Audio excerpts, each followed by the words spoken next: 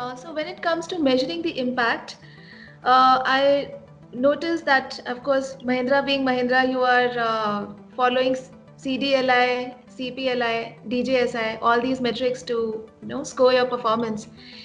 So apart from that, SDG framework has also come up with a actionable framework for businesses to report their impact.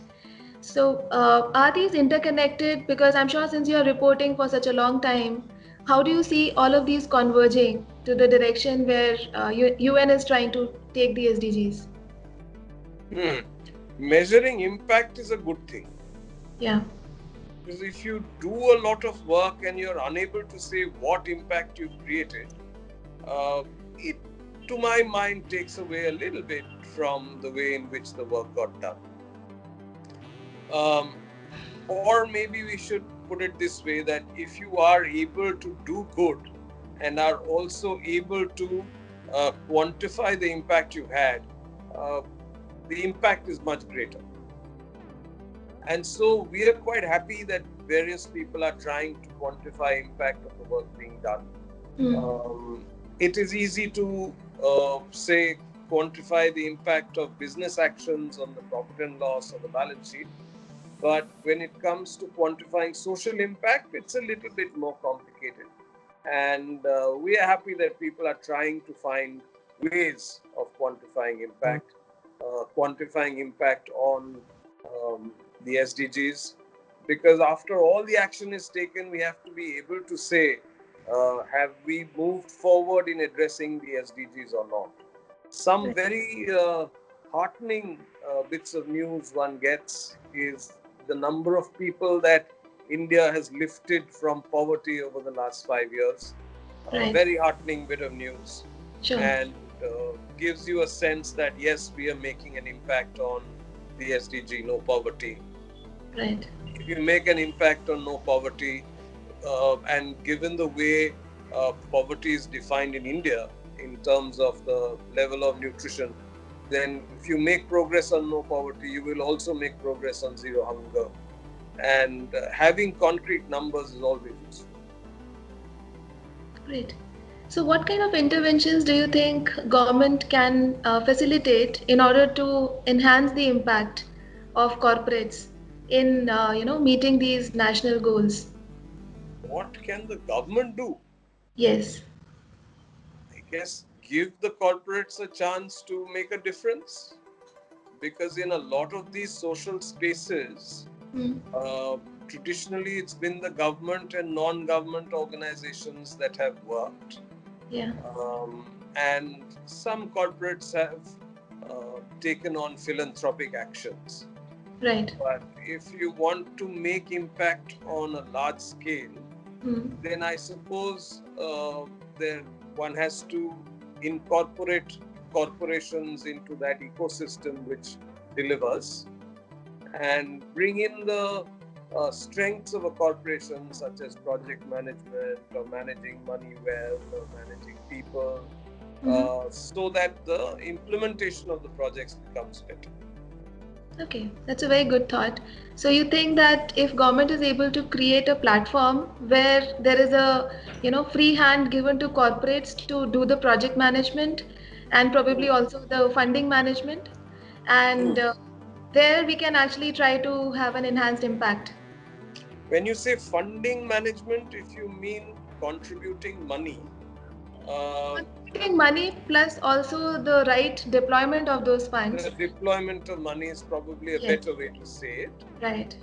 Because however hard corporations may try, their resources will never ever be more than a drop in the ocean compared to the resources that the government has.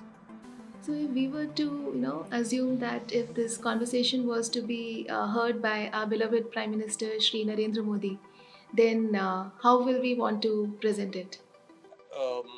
I was saying that the government has been talking about public-private partnership for a long time. Right. It is a useful mechanism.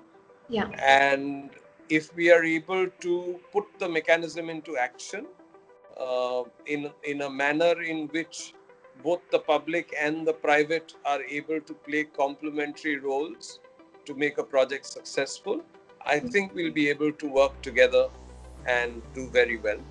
We have the experience of being in a very, very impactful public-private partnership in watershed development in Madhya Pradesh, Okay. where with the use of both the intellectual capital in government as well as their money and the project management skills and people and some money from the corporation, we were able to triple the per capita income of 20,000 people over a period of 5 years. That's It is terrific. Very it's good. a good example of how public-private partnership can work.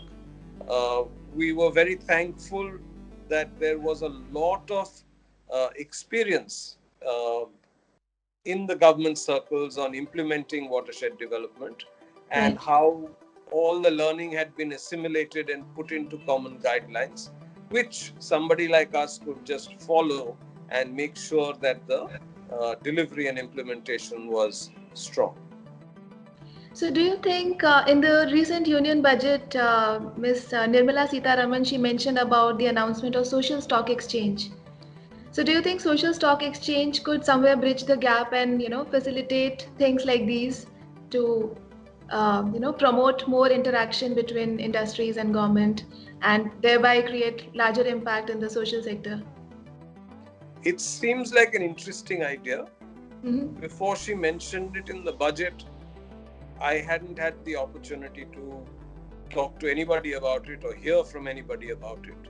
So I think we're all trying to figure out how a social stock exchange will actually benefit. But I'm sure the finance minister had some thought behind suggesting the possibility of a social stock exchange. So this has been adopted by several countries in the past. At least 5 to 6 examples are there. Though we won't be able to comment whether they have been successful or not, but everything comes with its own pros and cons, and there are reasons why they have not worked in those territories.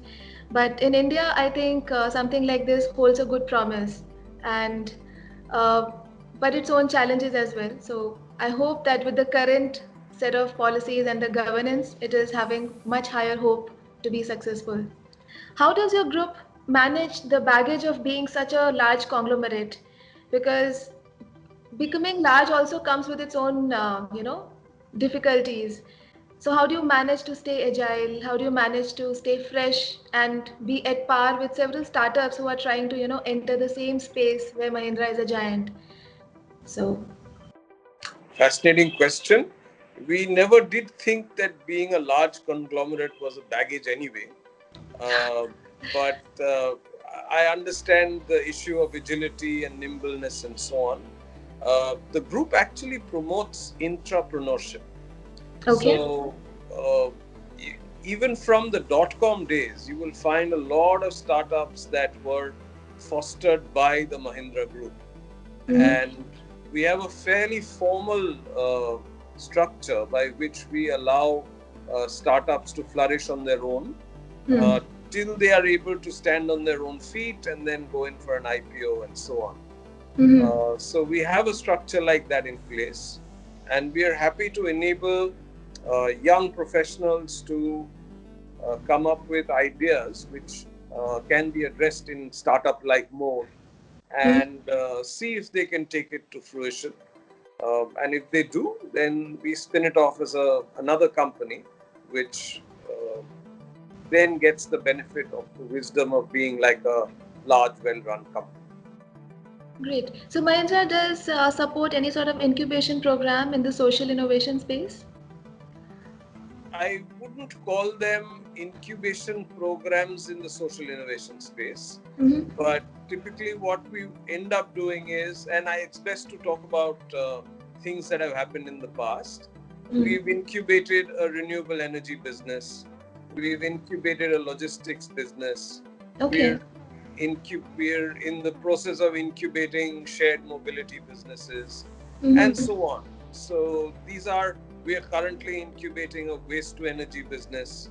So Great. there are businesses which are identified as being likely to be large businesses in the future, which are then incubated in startup mode within the organization. So this is all within the organization and not something which is okay. So this is promotion of entrepreneurship and not really getting, budding entrepreneurs outside the boundaries of Mahindra. Yeah, that's not a very large program that I know of. Though Mhm. I know we have supported some organizations like that, like Delight and Clear Trip and a few others. Right. But I'm not sure if that's a large program within the group. Okay. Great.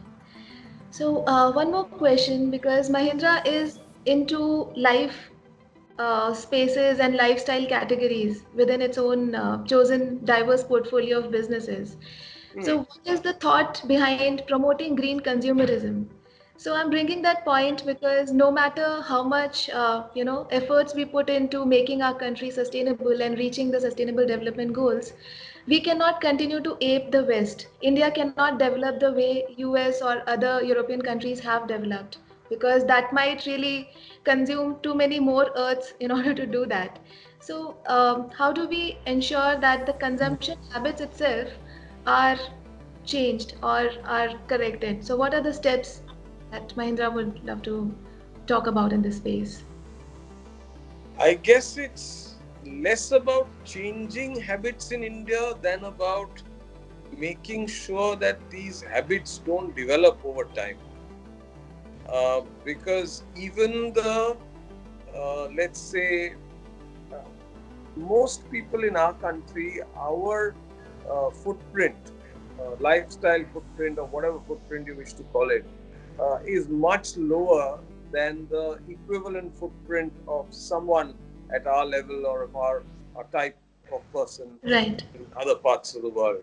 right. So, and at the same time, it's very difficult to tell people not to aspire.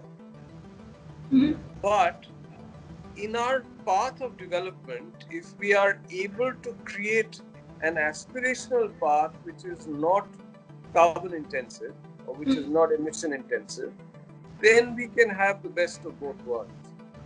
And that is the direction in which I think our country is going.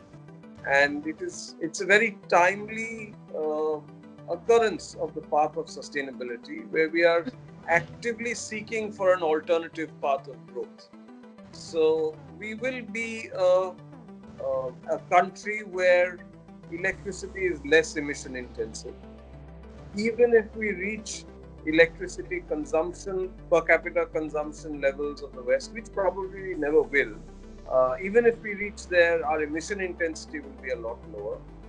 Right. Um, I don't think we will ever have the population of vehicles that the Western world has, um, driven by fossil fuel. So our growth will largely be on electric vehicles going forward. Mhm. And therefore, I think India, without being a part of the problem, will definitely be a very important part of the solution. Okay, great. So, just one last question based on the e-mobility space that you rightly mentioned, which has so much of potential and so much of buzz around it right now. Everybody's talking about e-mobility, and Mahindra has been the pioneer in starting off with something like that. So, what are the evolution stages that Mahindra has gone by, and what is the next step that it, aspires to take? So we did have a vision a long time ago that electric mobility would one day Yeah, be the way forward. absolutely. And it's been quite a journey. Many people asked questions, why are you on this path at all? But I think time has shown that it was the right area to have pursued. Mhm. We are happy to make investments in electric mobility. I think now it's no longer a question of if, but rather a question of when the shift from fossil fuel vehicles to electric vehicles or hydrogen powered vehicles will happen. We are happy to invest in the area. We do believe that the transition will be strong and swift going Hmm. forward. Okay, great. So, you have any other thoughts that you want to share, which our audience will be, really interested to know and learn from a wonderful group like yours? Well, Or you did even any ask. personal thoughts as well. I mean, it's not just Mahindra, it's you as well. So, You did ask all the right questions, so there really isn't much to add on. But I think uh, this this journey of um, leading a more sustainable life is a very interesting journey. It requires effort on the part of every individual. right. I won't say that you have to make sacrifices, but I will say that it will be interesting to find alternative ways of doing things, um, of practicing, various things that we do in our life in a new way. And that in itself will be very, very interesting and rewarding. So I'm hoping, like everybody else, that India will become a crucible of innovation, will pursue a new way of life, and Hmm. will actually make a huge difference to the world when it comes to taking climate action. Kudos to that spirit. I really wish that comes true. And yeah, so that brings us to the end of this discussion. Thank you so much for joining us on the show. And we wish you the very best in achieving your development goals and sustainability vision going forward. Thank you so Thank much. you very much. Thank you for having me. Those were some wonderful insights with the Chief Sustainability Officer of Mahindra Group, and we were pleased to host him on our session. So keep watching and keep buzzing till we meet next. Thank you so much.